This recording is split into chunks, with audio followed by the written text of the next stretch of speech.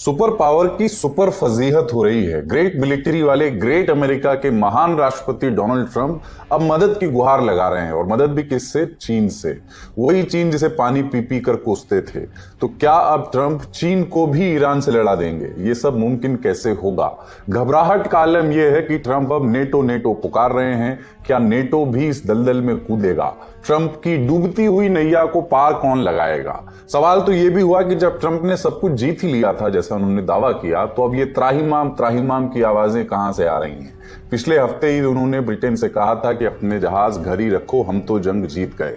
तो एक हफ्ते में बड़े बोल का सिर नीचा कैसे हो गया? आज इसी पर बात। बहुत पहले की बात है, साल 1975। तब ईरान में अमेरिका समर्थित सरकार हुआ करती थी। राजशाही का दौर था और गद्दी पर बैठे थे शाह मोहम्मद रजा पहलवी। उन्होंने एक इंटरव्यू में होर्मुज की खाड़ी का जिक्र करते हुए कहा था कि हमारी जान इसी रास्ते पर बसती है। शाह का निजाम तो 1979 में नेस्तनाबूद हो गया, लेकिन उस तख्ता पलट के 47 वर्ष बाद ईरान का इस्लामी निजाम इसी खाड़ी के बदौलत टिका हुआ है। जब इस जंग की सुगबुगाहट शुरू हुई, पूरी दुनिया को इसी बात का डर था कि अगर ईरान पर हमला हुआ तो वो सबसे पहले होर्मुज का रास्ता रोकेगा। लेकिन ट्रंप और उनकी टीम इस बात को हल्के में लेते रहे। दावा किया जाता रहा कि हालात कंट्रोल में रहेंगे, तेल की सप्लाई नहीं रुकेगी, दुनिया को घबराने की जरूरत नहीं है, सब चंगा है। लेकिन अब तक इसका ठीक उल्टा हुआ है। ये ग्राफ आप देखिए। फरवरी के अंत तक होर्मुज से रोज 40 से 60 टैंकर गुजर रहे थे, लेकिन 1 मार्च को जैसे ही जंग शुरू हुई, ये संख्या लगातार कम होती चली गई और अब ये रास्ता लगभग बंद पड़ा है। एक और ग्राफिक देखिए। जंग शुरू होने के बाद से ही कच्चे तेल और नेचुरल गैस के दाम में लगातार बढ़ोतरी हुई है। अब कच्चे तेल की कीमत $100 प्रति बैरल के पार पहुंच गई है। इन्हीं कीमतों से ट्रंप पर जंग रोकने का एक अंतर्राष्ट्रीय दबाव बन रहा है, लेकिन जंग रोकने के बजाय वो अपने दोस्तों और शायद दुश्मनों को भी इसमें शामिल करना चाहते हैं।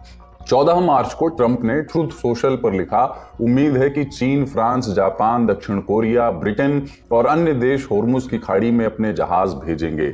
इस बयान में कमाल का विरोधाभास दिखता है। एक तरफ उन्होंने दावा किया कि अमेरिका ने ईरान का सिर कुचल दिया है और उसकी मिलिट्री पावर तबाह कर दी है, लेकिन अगली लाइन में उन्होंने ये भी मान लिया कि यह तबाह हो चुका देश अभी भी सिर्फ 1-2 ड्रोन या माइन के जरिए होर्मुज की खाड़ी को बंद कर सकता है और हम इसमें कुछ नहीं कर सकते।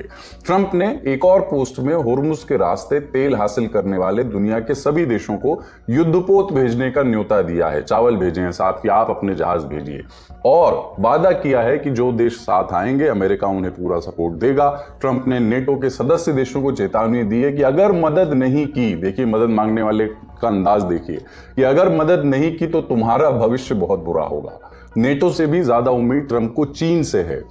उनका तर्क है कि चीन अपनी जरूरत का 90% तेल होर्मुज से ही मंगाता है, इसलिए उसे सबसे ज्यादा मदद करनी चाहिए। यह भी कहा उन्होंने कि अगर चीन अपना स्टैंड साफ नहीं करता तो वो राष्ट्रपति शी जिनपिंग के साथ इस महीने के आखिर में होने वाली अपनी समिट भी टाल सकते हैं। तो क्या ट्रंप की इस धमकी नुमा गुहार का किसी देश पर असर हुआ? अब तक किसी ने भी खुल करके हामी नहीं भरी है।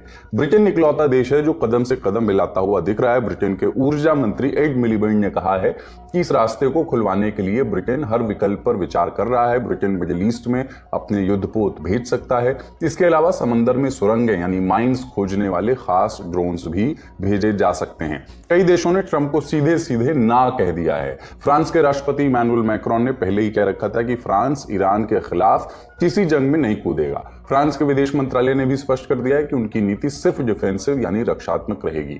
ऑस्ट्रेलिया की सरकार ने भी साफ इनकार कर दिया है। जापान की प्रधानमंत्री सनाए ताकाइची ने भी संसद में ऐलान किया है कि फिलहाल युद्धपोत भेजने का जापान का कोई इरादा नहीं है। कुछ ऐसे देश भी हैं जो विचार कर रहे हैं या अभी खामोश हैं। चीन का कहना है कि दुश्मनी जल्द खत्म होनी चाहिए। दुनिया भर में एनर्जी की सप्लाई चेन बनाए रखना सबकी जिम्मेदारी है, लेकिन नौसेना भेजने के सवाल पर चीन अब तक चुप है। दक्षिण कोरिया ने कहा कि वो हालात पर बारीकी से नजर रखे हुए है और ऊर्जा सुरक्षा के अलग अलग विकल्पों पर विचार कर रहा है। यानी सिवाय ब्रिटेन के कोई भी देश सीधे तौर पर ईरान से उलझने या अपनी नेवी को खतरे में डालने के लिए तैयार नहीं है। सवाल तो यह भी है कि मदद यानी कैसी मदद? ट्रंप ने कहा कि हमें माइन स्वीपर्स यानी समंदर से माइंस सुरंगें हटाने वाले जहाज और ऐसे हथियार चाहिए जो ईरान के ड्रोन्स का मुकाबला कर सकें। ट्रंप का साथ कौन कौन देगा और कौन नहीं, ये तो कूटनीति का विषय है। इससे इतर एक बड़ा सवाल ये है कि अमेरिका तो दुनिया का सबसे ताकतवर देश है साहब, सबसे आधुनिक सेना उनके पास है, फिर उसे ईरान के खिलाफ दुनिया भर से मदद क्यों मांगनी पड़ रही है।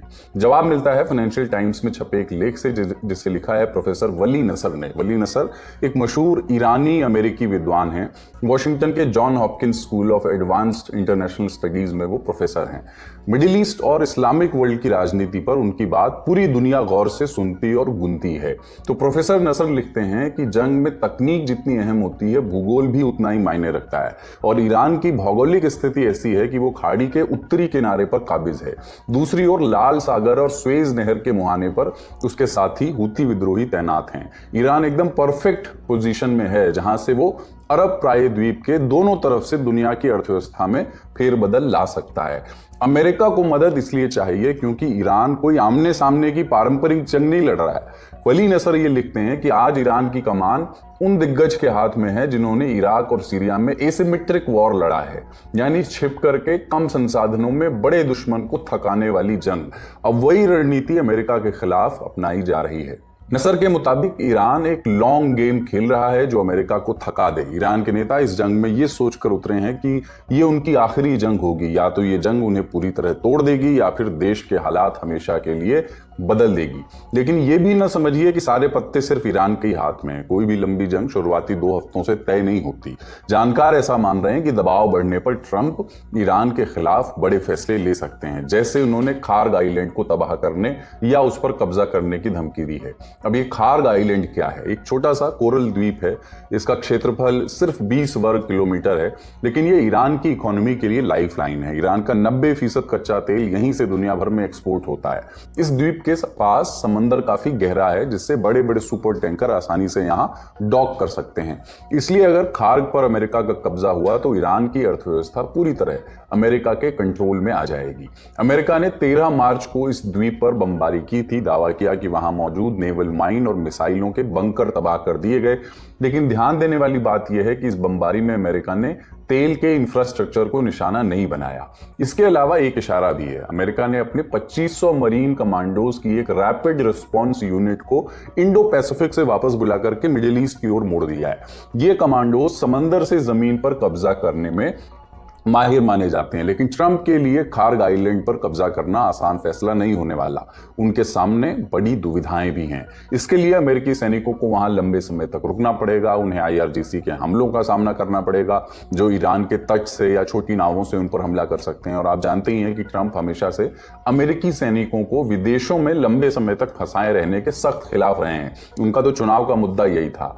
दूसरा ये कि अगर खार्ग आइलैंड पर कब्जा हुआ तो ग्लोबल ऑयल सप्लाई में कमी आएगी और कच्चे तेल की कीमतें और बेकाबू हो जाएंगी।